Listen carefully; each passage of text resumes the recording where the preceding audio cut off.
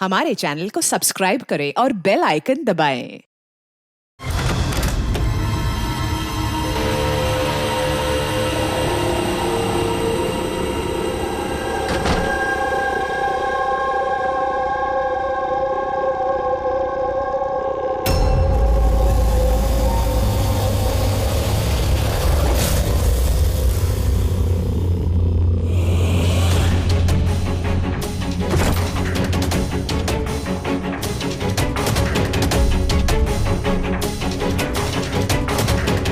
बकुल से आज बात करनी पड़ेगी, चाहे कुछ भी हो। बकुल से बात करनी ही पड़ेगी।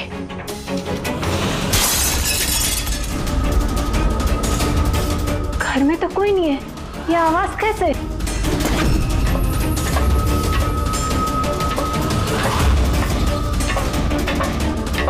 कीर्ति, बकुल, मैं कुछ बोलता क्यों नहीं है? कीर्ति, भैया, कीर्ति,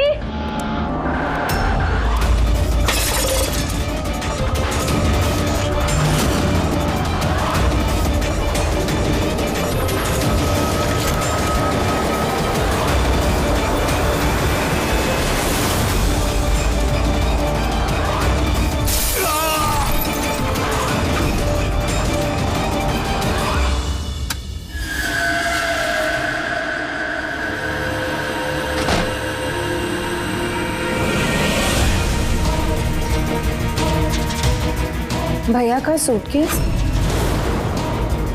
भैया बैंगलोर नहीं गए क्या?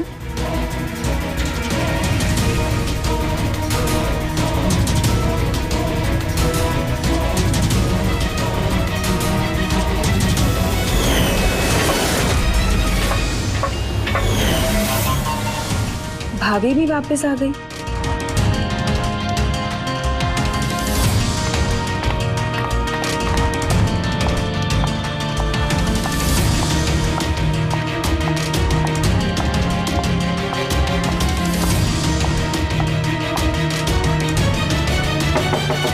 भैया,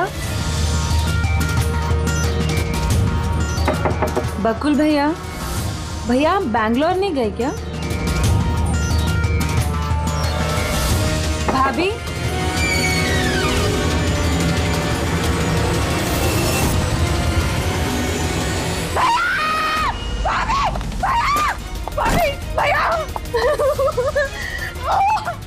आशिका भाभी, भाभी, भाभी, भाभी। हेलो, हेलो नितिन भैया, भैया आप जल्दी से वापस आ जाओ, यहाँ पे सब खत्म हो गया भैया।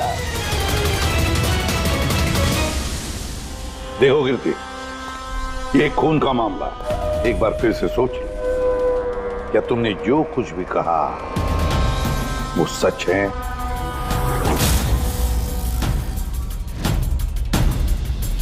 सर, हमें नहीं लगता है कि ये बात सच है। आपके लगने या ना लगने से कोई फर्क नहीं पड़ता। जब आपसे कुछ पूछा जाएगा तभी बोलना। हो सकता है ये सच बोल रही हो, क्या पता।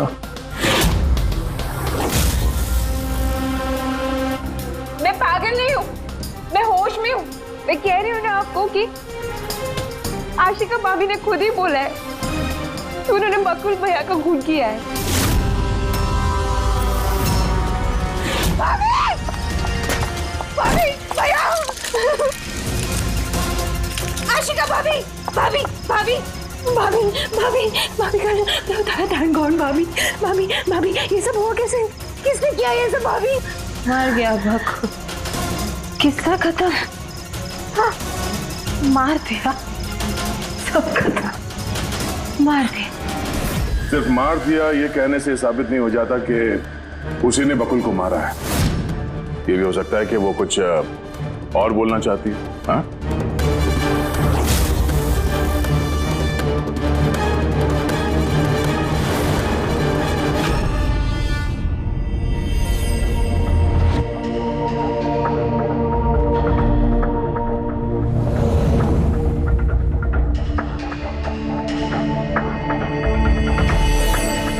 एक बात बताओ, जब बकुल का खून हुआ उस वक्त तुम सब लोग कहां पर थे?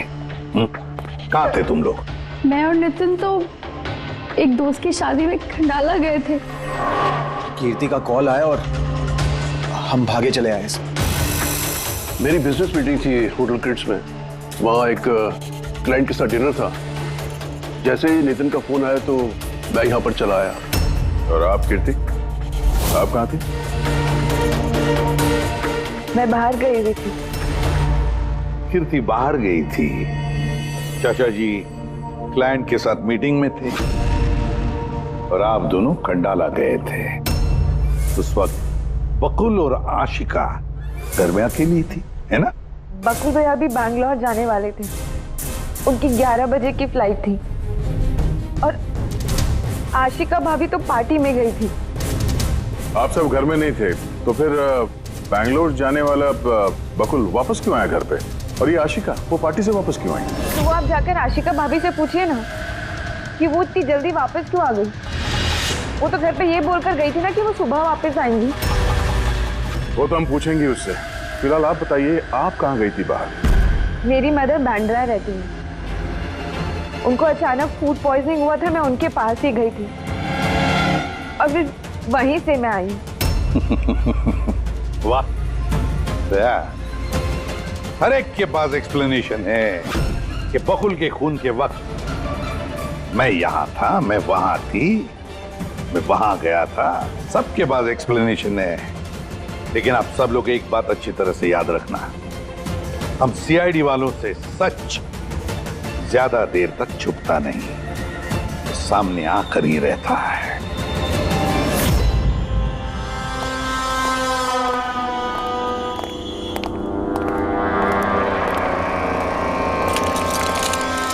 हाँ विजय, पूरी बॉडी में कांच के टुकड़े घुसे हुए थे यहाँ पे। सर ह्यूमन टेस्ट भी किया सर, यहाँ पे जो खून है इसके अलावा कहीं भी खून नहीं है। एक काम करो, घर की अच्छी तरह से तलाशी लो, देखो कोई ना कोई सबूत जरूर मिलेगा, है ना?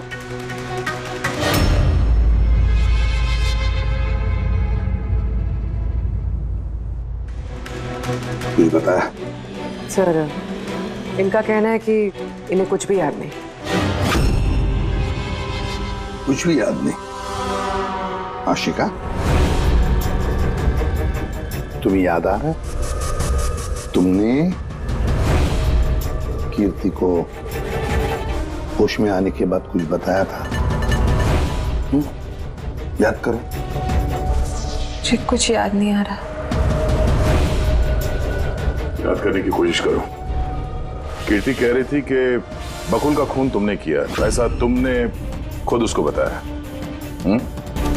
कीर्ति इल्जाम लगा रही है मेरे पे।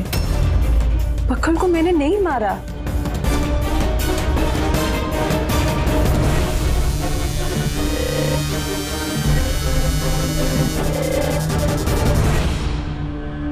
सर कहीं ये याददाश्त जाने की एक्टिंग तो नहीं कर रही है? हो सकता है, क्योंकि बकुल यहाँ कमरे में खून से लथपथ पड़ा है तो इसके सर पे थोड़ा सा निशान है, बस। बेहोश हुई कैसे? वही तो, इससे सच उगलवाना पड़ेगा। कैसे उगलवाएंगे सर?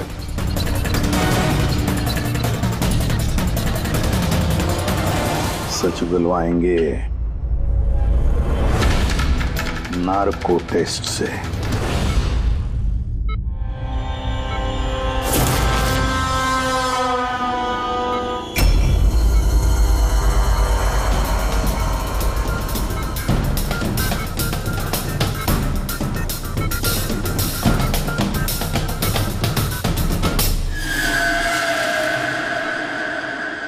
अठारह अप्रैल की रात को जब आप पार्टी से घर लौटे तो क्या हुआ था? मैं घर में घुसी, बकुल चिल्ला रहा है। फिर क्या हुआ? फिर मैं रूम में गई देखने के लिए। क्या देखा आपने? मैंने देखा कि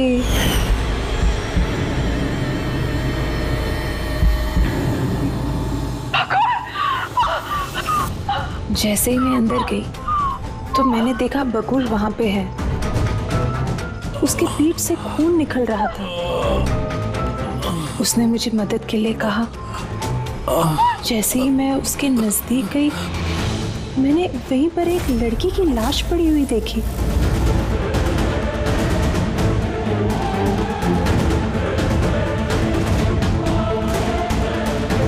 मुझे गुस्सा आया और मैंने वहां पड़ा एक कांच को उठाया।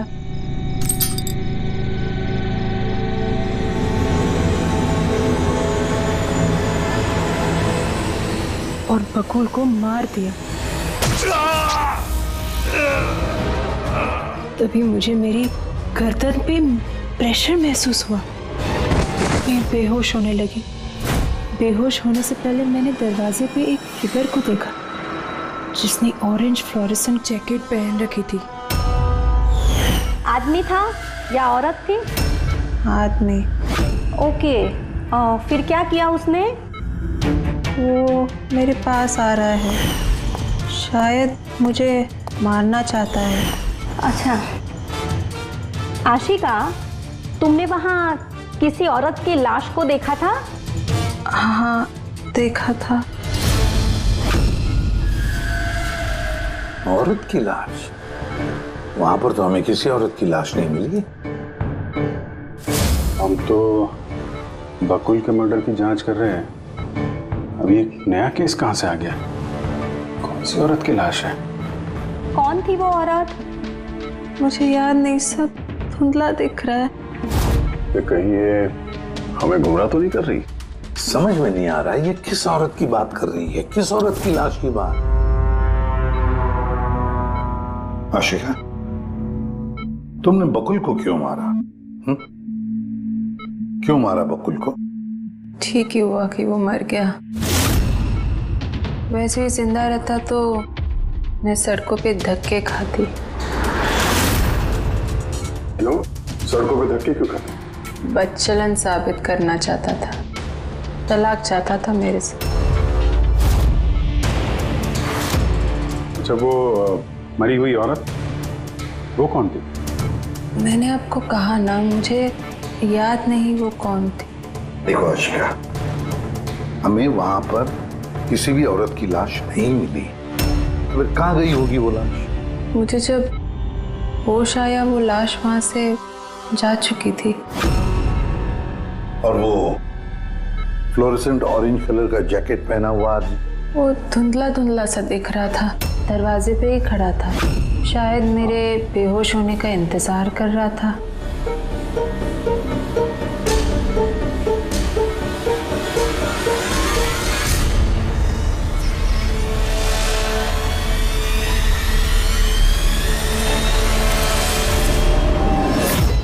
अभी तो आशिका वही बोल रही है जो उसे अच्छा लगता है, मगर टेस्ट में उसने सब कुछ सच सच बोला है।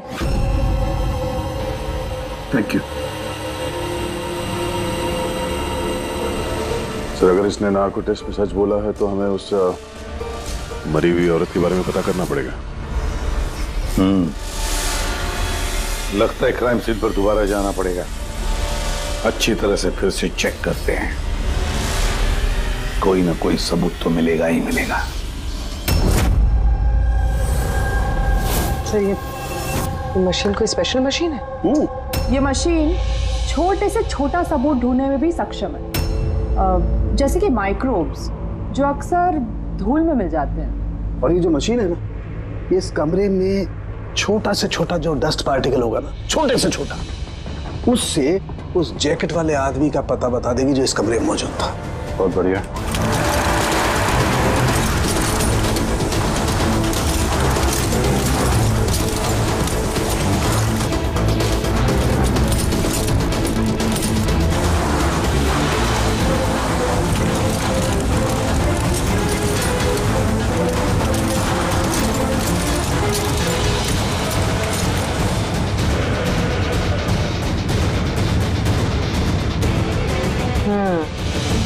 ये देखिए,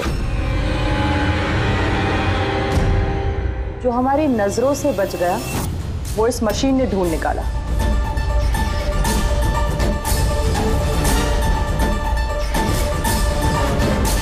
कोई नाखून लगता है। वो भी नेल पेंट लगा हुआ, डेफिनेटली कोई औरत का है। मगर सर यहाँ कैसे? शायद भागा दौड़ी हाथापाई में किसी चीज से ठोकर लगी होगी और नाखून यहाँ पे रह गया। घर वालों का पता करो, इनमें से तो किसी का नहीं।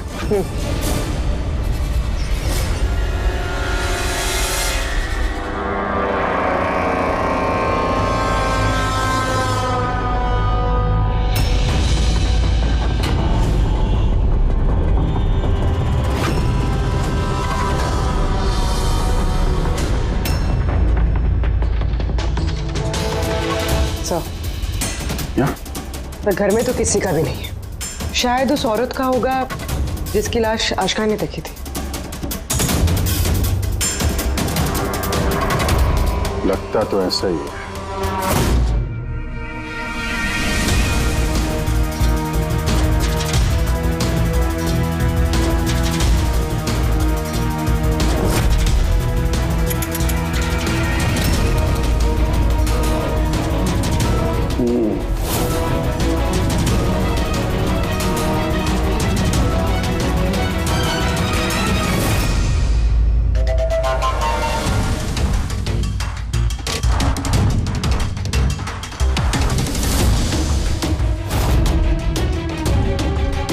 ये बात है तारिका। राइट। क्या पता चला इस नाखून का किसका है ये? सर, नाखून का डीएनए किसी भी फैमिली मेंबर से मैच नहीं हुआ। लेकिन एक बात पता चली बस, ये नाखून जिस किसी का भी है वो एक औरत है और उसकी उम्र 20 से 25 साल है। 20 से 25 साल की औरत। और एक बात, हाँ,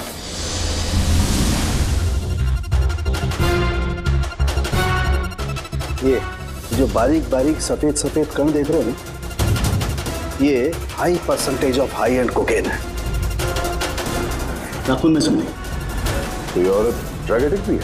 हाँ, घर परिवार की नहीं, बाहर की है। सर कोई बाहर वाली वहां पे आई है तो किसी कार, ऑटो, टैक्सी वगैरह ही किया होगा। हाँ, पता लगाना पड़ेगा रिक्शा वालों से, टैक्सी वालों से कि क्या उनमें से किसी ने उसे घर पर छोड़ा है क्या। सर वो आशिका बता रही थी कोई फ्लोरोसेंट ऑरेंज कलर की जैकेट पहने हुए आदमी था वहां पे। बेहोश होने से पहले मैंने दरवाजे पे एक फिगर को देखा जिसने ऑरेंज फ्लोरोसेंट जैकेट पहन रखी थी। वो कौन है, कहाँ से आया, कहाँ गायब हो गया, उसके बारे में भी पता लगाना पड़ेगा। और सर जितने ड्रग पेडलर्स हैं उनसे भी पता करना पड़ेगा कि कितनी औरतें ये हाई एंड कोकेन लेती हैं। अभिजीत, एक काम करो, रिक्शा वालों से, टैक्सी वालों से पता लगाओ क्या किसी ने इस औरत को घर पर छोड़ा था क्या, और मिसिंग पर्सन रिपोर्ट भी चेक करो। और दया, जाओ शहर में जितने भी ड्रग पेडलर्स हैं ना, सबसे जाकर पूछताछ करो। देखो क्या वो किसी ऐसी औरत को जानते हैं जो हाई क्वालिटी कोकेन इस्तेमाल करती है। और हम जाकर उन घर वालों से मिलते हैं, देखते हैं क्या कर रहे थे, कहाँ गए थे इस हादसे के वक्त।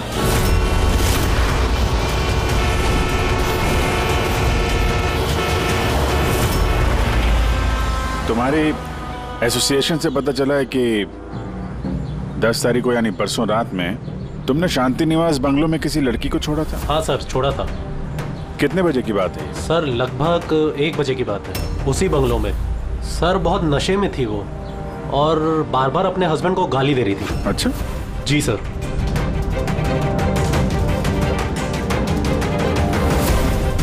ये लड़की थी वो? हाँ सर, यही थी वो। वहाँ बंगलों के आसपास कुछ गड़बड़ लगी क्या? नहीं सर, गड़बड़ तो कुछ नहीं लगी, सब कुछ नॉर्मली था।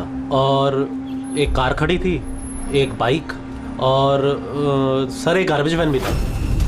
Garbage van? जी sir. Sir sir sir sir sir sir मैं भी एक लड़की को परसों शांति निवास बंगलों के बाजू में छोड़ा था। कितने बजे? सर यही कोई 12:30 बजे के आसपास। और तुमने 1 बजे छोड़ा था? जी सर। ये लड़की थी वो? नहीं नहीं सर, ये लड़की नहीं थी। तो इसको तुमने 1 बजे छोड़ा और 12:30 बजे जिस लड़की को छोड़ा था उसको दोबारा देखोगे तो पहचान जाओगे? एकदम सर, बरोबर पहचान लेगा। गुड। सुनो, तुम लोगों से जो भी सवाल पूछा जाएगा उसका सही सही जवाब चाहिए। जरा सा भी झूठ बोला ना तो बड़ी मुसीबत खड़ी हो जाएगी, समझे? सर झूठ बोल के जान आफत में नहीं डालनी है हमें। तो फिर बताओ, जिस दिन बकुल का खून हुआ उस दिन क्या चेतन तुम्हारे होटल में था? जी सर, वो होटल में थे और उन्होंने सारा समय क्लाइंट के साथ बिताया। उन्होंने क्लाइंट के साथ डिनर भी किया। अच्छा, तो ठीक है, क्लाइंट के सारे डिटेल्स चाहिए हमें और उस दिन का सीसीटीवी फुटेज भी। शीना, कीर्ति की माँ को फूड पॉइजनिंग क्यों हुई? खाने में क्या मिलाया था? मैंने तो कुछ भी नहीं मिलाया था। आंटी जी तो बाहर गई हुई थी। जब वो वापस लौट के आई उनकी तबीयत खराब थी। सर नितिन और सिया दोनों सारा दिन शादी में ही थे। पूछे भी नहीं बता रहे। रट्टा मार के आए हो क्या? नहीं मैम, जो सच्चाई है वही बता रहा हूँ। 11 बजे फंक्शन बंद करा दिया था हमने। उसके बाद में नितिन और सिया वो लोग कहाँ गए? फिर वो दोनों अपने रूम में चले गए सर।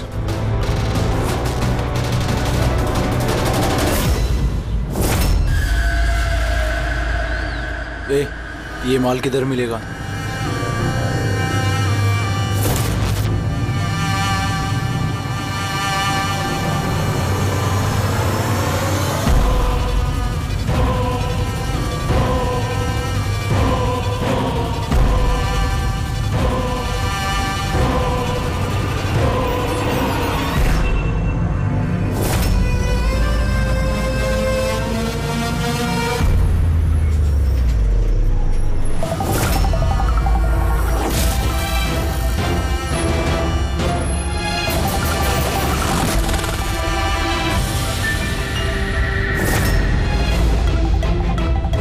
माल चाहिए। मिलेगा। कितना चाहिए और पेमेंट कैसे करेगा? पेमेंट माल इस्तेमाल करने के बाद। माल इस्तेमाल करने के बाद?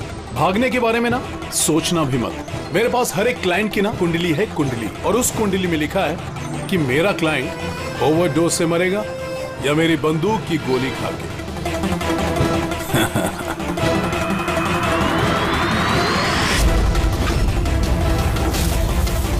मगर तेरी कुंडली में लिखा है जेल जाना।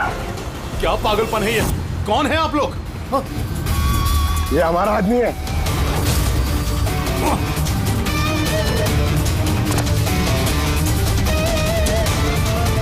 चल, बात हो गया।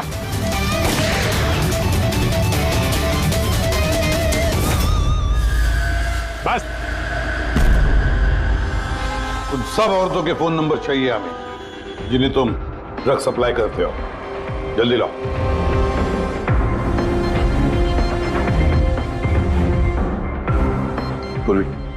देखो जरा, कॉल करके देखो इन सारे नंबर्स पर।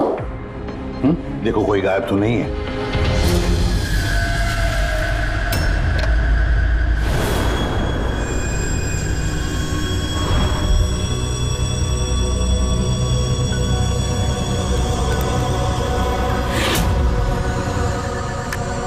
हेलो। हाँ जी, मैं सोनारिका से बात कर सकती हूँ? देखिए मैम, सोनारिका जो है 2 दिन से यहाँ काम पर नहीं आ रही है। क्या? और जिसकी वजह से हम लोग भी परेशान हैं। 2 दिन से? ठीक, thank you sir. Sir, diary में जो फोटोज थी उनमें से ये वाली लड़की गायब है। इसका नाम सोनारिका है और ये एक बार में काम करती है। 2 दिनों से गायब है। ये सोनारिका, ये तुम्हारी क्लाइंट है? हाँ सर। इसी लड़की को छोड़ा था तुमने? हाँ सर, यही थी। अच्छा, यही थी। तो आशिका ने इसी को देखा होगा। बकुल के परिवार वालों को अंदर देख रहा हूं। जरा ध्यान से देखिए ये फोटो। ये वो लड़की है जिसकी लाश आपके घर से मिली थी। आप लोग जानते हैं सर? हाँ? नहीं सर। मैंने देखा है इसे बकुल भैया के साथ 2 महीने पहले। बकुल भैया के साथ 2 महीने पहले? कहां पर देखा था? एक होटल के बाहर, और भैया ने कहा कि ये उनकी क्लाइंट है। अच्छा, एक ड्रग एडिक्ट बार में काम करने वाली लड़की के साथ बकुल था और इनसे झूठ बोल रहा था कि क्लाइंट है। क्यों झूठ बोला उसने?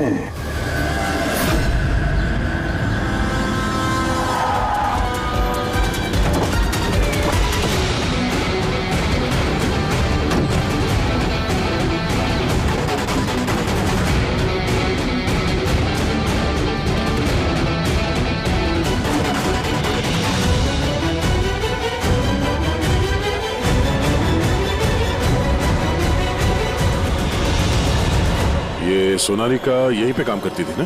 जी हाँ, यहीं काम करती है। आप लोग कौन? सीआईडी। सोनालिका का खून हो गया। क्या? इसीलिए वो 2 रात से यहाँ काम पर नहीं आ रही है। हाँ, मगर हमें उसकी लाश नहीं मिली है। और के साथ साथ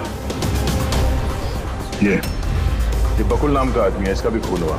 हम ये जानना चाहते हैं कि सोनालिका का इस बकुल के साथ क्या संबंध है? संबंध के बारे में तो नहीं पता, लेकिन हाँ, ये आदमी कभी कभी हमारे बारे में सोनालिका को लेने आता था। फिलहाल आपको इसके बारे में ज्यादा जानकारी तेजी ही दे सकती है साहब। ये तेजी कौन है? सर, ये है तेजी। तेजी, सोनालिका तुम्हारी दोस्त थी। ये बताओ कि इस आदमी के साथ सोनालिका का क्या संबंध है? सर, सोनालिका का बकुल के साथ अफेयर चल रहा था। बकुल उसके सारे रईसों वाले खर्चे उठाता था, उसे कोकेन तक के खर्चे देता था, पर उसको हमेशा बकुल से कुछ ना कुछ शिकायतें रहती थी। कैसी शिकायत रहती थी? वो कहती थी कि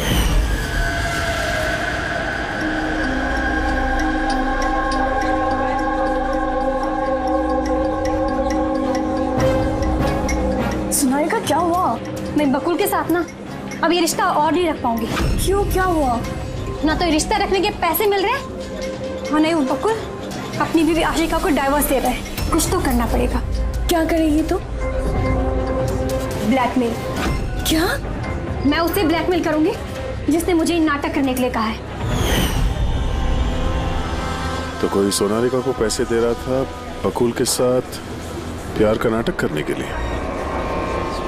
मास्टरमाइंड कोई और ही है? हाँ, और उसी मास्टरमाइंड ने प्लान किया और इस सोनालिका और बकुल को मार दिया। और आशिका का वहां पर आना प्लान में शामिल नहीं था।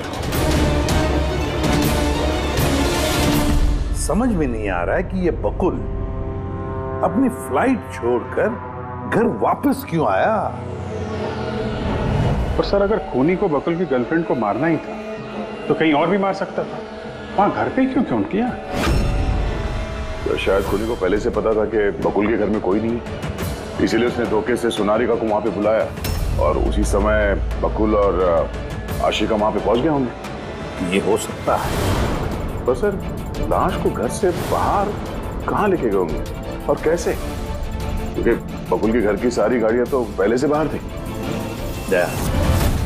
खूनी अगर चाहता है तो क्या लाश के टुकड़े करके वो सूटकेस में भी ले जा सकता है, या फिर लाश के टुकड़े करके वो प्लास्टिक के थैलियों में भी डाल सकता है। कचरे की थैलियां हैं प्लास्टिक की। हाँ सर। एक कार खड़ी थी, एक बाइक, सर एक गार्बेज वैन भी था। क्या? रात के 1 बजे? रात के 1 बजे बंगले के बाहर एक कचरे की गाड़ी खड़ी थी? इसका मतलब है सर ये खून प्लांट था। ये खूनी गार्बेज वैन लेके आया था लाश को ठिकाने लगाने के लिए।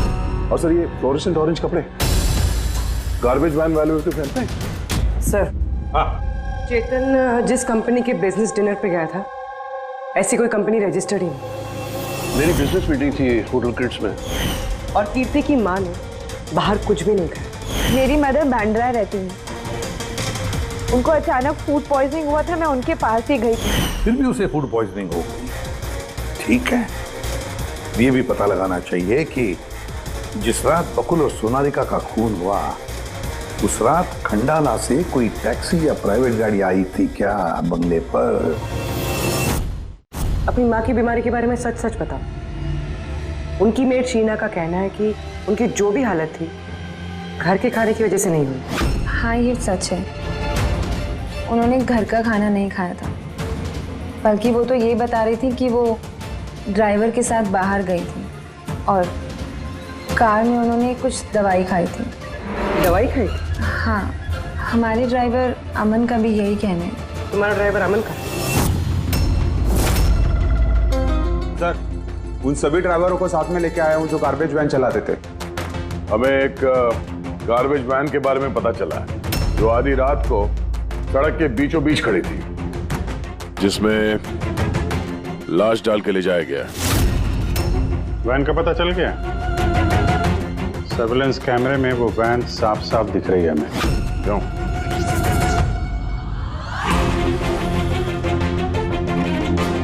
तुम हो ना उस वैन के ड्राइवर? नहीं सर, मुझे कुछ नहीं पता। मेरा भाई लेकर गया था सर उस वैन को। अब वो उसे कहाँ लेकर गया था और क्यों लेकर गया था मुझे कुछ नहीं बताया सर उसने। फोन लगा उसका? जी सर।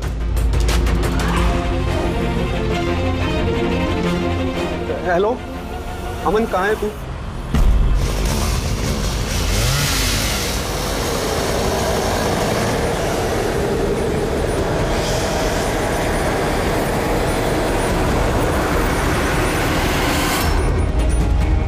क्या भाई, कैसा है?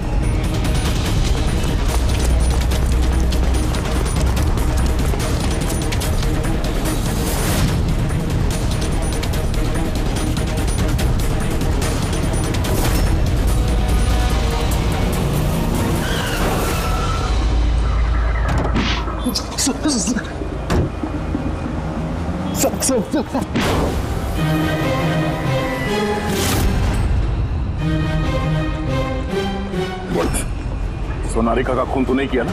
हाँ? और कीर्ति की माँ के पानी के बोतल में भी तुमने कुछ मिलाया था? हाँ? सर मैं सच बता रहा हूँ। मैंने तो जो कुछ किया उस फोन कॉल की वजह से किया था जो बकुल सर के बंगले से आया था। किसने फोन किया था बकुल के बंगले से? मैंने उसे कभी देखा नहीं है, सिर्फ उसकी आवाज सुनी थी। औरत ही आदमी? सर कभी कभी तो औरत की आवाज में फोन आता था और कभी आदमी की आवाज में। सर, ये जो कोई भी है ना, ये बकुल के घर वाला ही। हाँ, मगर तूने ये सब किया क्यों? कोई फोन पे कुछ भी बोल देगा तू कर देगा? हाँ? सर मुझे लालच दिया गया था सर कि मेरे 5 लाख के कर्जे को चुका दिया जाएगा अगर मैंने उनकी बात मानी तो। सर मैं लालच में आ गया था, मगर मैंने कोई खून नहीं किया सर। मैंने तो सिर्फ लाश को ठिकाने लगाया था सर। लाश कहाँ?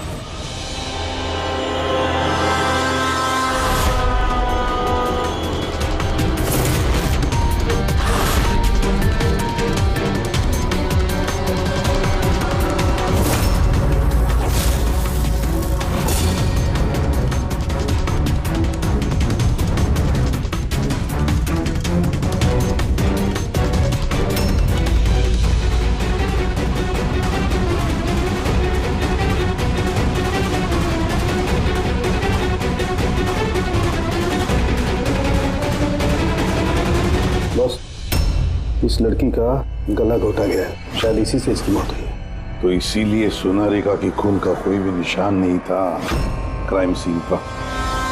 और उसके पैर के अंगूठे का नाखून भी उखड़ा हुआ है।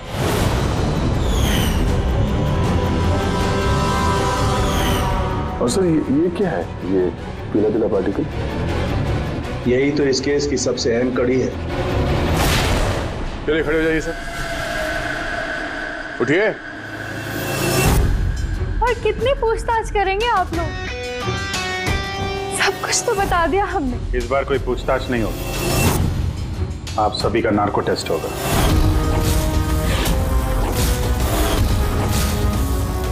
Narco test? क्यों पर? क्योंकि आप में से कोई है जो सच नहीं बोल रहा। आपके पास कोर्ट की परमिशन है इस नार्को टेस्ट के लिए? जी हाँ, परमिशन के बिना हम कुछ नहीं करते।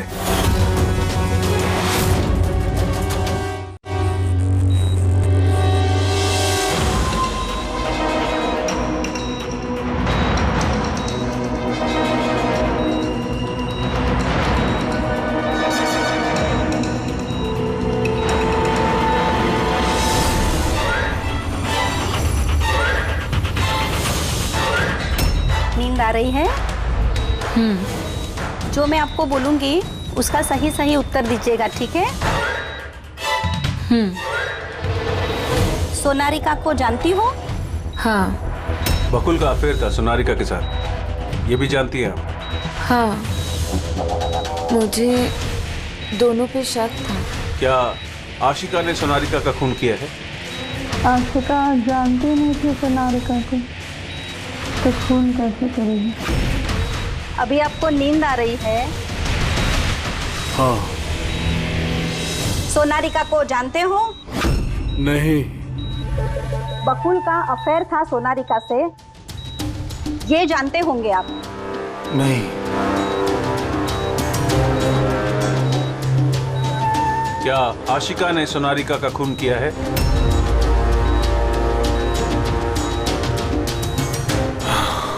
आशिका सोनारिका को जानती थी।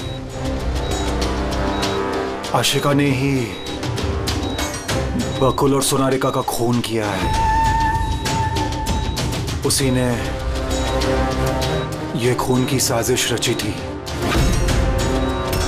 आशिका की हरकतें कुछ दिनों से काफी अजीब थी। ये बात मैंने बकुल को बताई थी। क्या हुआ सर? हुआ कुछ नहीं नितिन, सिर्फ इतना बताना था कि ट्रुथ सीरम के असर से इंसान सिर्फ उतना ही बताता है जितना उसे पूछा जाता है, ज्यादा कुछ नहीं बताता। अब बात यह है कि इंसान का दिमाग अपना मेमोरी शेयर करता है पर ओपिनियन नहीं देता, जैसे तुमने अभी दिया। अब सारी असलियत फटाफट बता दे, वरना असली वाला सीरम देना पड़ेगा तुझे। असली ट्रूथ सीरम मतलब ये कि हमने जो सीरम दिया था वो ट्रूथ सीरम नहीं था, ग्लूकोज का इंजेक्शन था। व्हाट? शक तो हमें तुम पे पहले से ही था, लेकिन सारी सच्चाई तुम्हारे मुंह से सुनना चाहते थे। नितिन, सब कुछ तुमने बड़ी सफाई से, बड़ी चालाकी से किया था, लेकिन सोनारिका के चेहरे पर जो हल्दी लगी थी ना, उसने तुम्हें पकड़वा दिया। वही हल्दी जो शादी के वक्त तुम्हारे हाथ में लगी थी। ये पीला पीला पार्टिकल दरअसल हल्दी है, और इस हल्दी में आटा और तेल भी मिला हुआ। आटा, तेल, हल्दी। चेहरे पे हल्दी नहीं है, सिर्फ यहाँ कदम के पास। कहाँ से आई होगी ये हल्दी? सर सिया बता रही थी कि वो लोग खंडाला गए थे शादी के लिए, और वहां पे हल्दी के रस्म में शामिल भी हुए थे वो लोग। बकुल 500 करोड़ का एम्पायर चला रहा था, वो एम्पायर जो मैंने सेटअप किया था, लेकिन वो मुझे ही उस एम्पायर से बेदखल करने की फिराक में था। तो फिर उससे बात करते थे, उससे समझाते थे। बात करने की कोशिश की थी सर, कई बार कोशिश की थी, लेकिन वो सुनता तब ना। भाई था वो मेरा, मैं नहीं मारना चाहता था उसे, लेकिन वो पूरा एम्पायर अपने नाम पे करवाना चाहता था। इसीलिए फिर मैंने भी एक प्लान बनाया। क्या प्लान बनाया? बकुल और आशिका के आए दिन झगड़े होते रहते थे। वो आशिका को छोड़ना चाहता था। मैंने सोनारिका को पैसों का लालच दिया और उससे कहा कि बकुल से झूठ मूठ का प्यार का नाटक करे, और एक दिन आगे जाके उससे शादी भी करे। दरअसल मैं सोनारिका के जरिए अपना एम्पायर हासिल करना चाहता था। मगर उसे क्यों मार दिया? वो तो तुम्हारा साथ दे रही थी। शुरू में सर, लेकिन बाद में उसने मुझे ब्लैकमेल करना शुरू कर दिया। और इसलिए तुमने सोनारिका को धोखे से घर बुला दिया। हाँ सर, उस रात मैंने ऐसी सिचुएशन क्रिएट की जिससे कि सब लोग घर से बाहर रहे। मैं भी सिया के साथ खंडाला चला गया, और जैसे ही सिया ने दवाई ली और सो गई, मैं फौरन टैक्सी पकड़कर यहां आ गया और अमन को बुला लिया। सोनारिका के घर पहुंचते ही, देखो सोनारिका, मेरी बात समझने की कोशिश करो। अगर बीच रास्ते में तुमने मेरा साथ छोड़ दिया तो मेरा पूरा प्लान चौपट हो जाएगा। हो जाए प्लान चौपट, मुझे कोई फर्क नहीं पड़ता। और वैसे भी मुझे उस बकुल में कोई इंटरेस्ट नहीं है, और ना ही मैं उससे प्यार करती हूँ और ना ही मैं उससे शादी करना चाहती हूँ।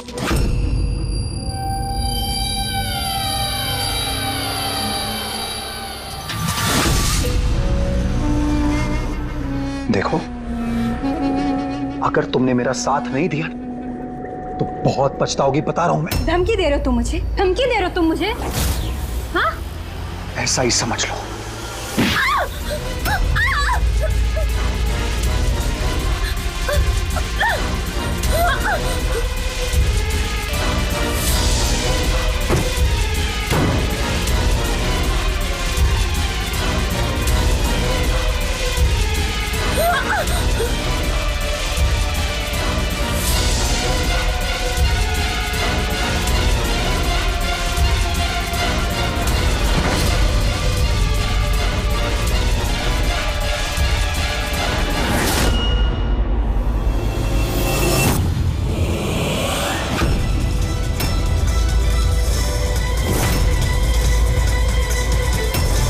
भैया बकुल, ये क्या किया आपने? ये सोनालिका मुझे फंसाना चाहती थी। मैं पुलिस को बुलाऊंगा। बकुल बकुल बकुल बकुल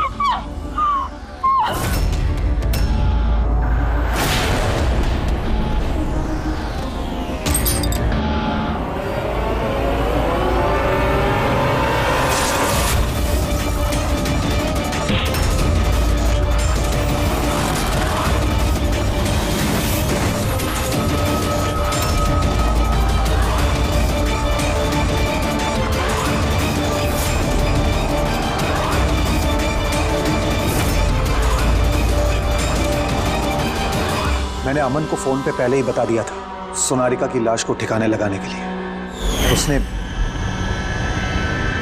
उसने बिल्कुल वैसा ही किया। पैसों की लालच ने तुम्हें इतना अंधा बना दिया कि तुम अपना सगा रिश्ता भी भूल गए, अपने भाई की जान ले ली और तो और अपनी साथी सोनालिका को भी मार डाला। कानून तुम्हें कभी माफ नहीं करेगा, कड़ी से कड़ी सजा होगी, शायद फांसी। For more updates, subscribe to our channel, click the show links and enjoy watching the videos.